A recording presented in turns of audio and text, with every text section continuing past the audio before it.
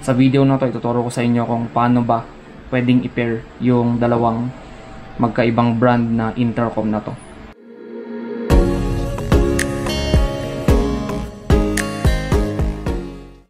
So hello sa inyo. So for today's video, ituturo ko sa inyo kung paano natin mapapag-pair or mako-connect yung Freedcon KY Pro and then sa AJS na Q8, no?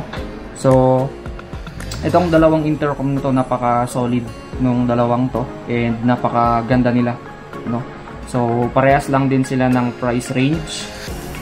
Pero since magkaibang brand sila, of course, may pagkakaiba sila kung paano i-pair.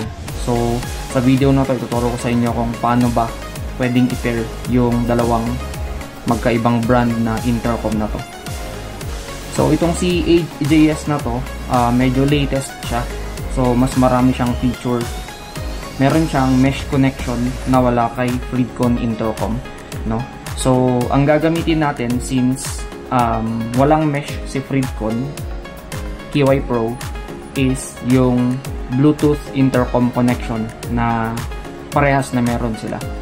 So ang una lang natin gawin is, of course, kailangan natin silang i-on and dalhin sila sa pairing mode nilang dalawa. So kay Freedcon, kailangan lang nating i-press yung power button niya ng 8 seconds para pumunta sa pairing mode.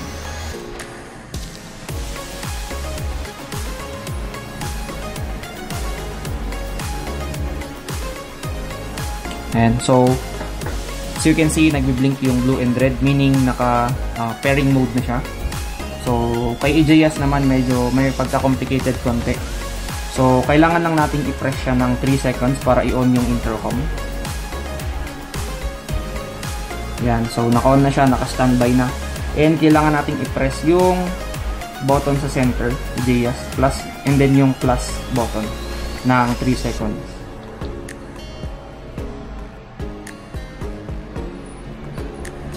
Yan, so as you can see, nagbi-blink din siya ng blue and red, meaning naka pairing mode na siya. So ang kailangan lang natin gawin is parehas silang ipindot yung search function nila para makapag-search sila ng other intercoms. Kay Freedcon, ipipress lang natin tong power button ng isa.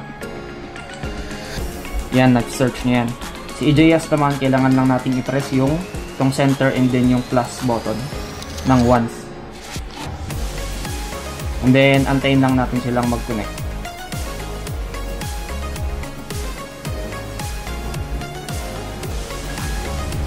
Ayun. So, as you can see, nag-stop silang mag-blink. Ibig sabihin, connected na silang dalawa. So, ito, blue na lang yung light niya. And then, kung mapapansin nyo dito kay Freedcon, blue na lang din. So, ganun lang siya ka-complicated na i-connect. So, ayun lang mga friend. I hope nakatulong tong video na to. Thank you.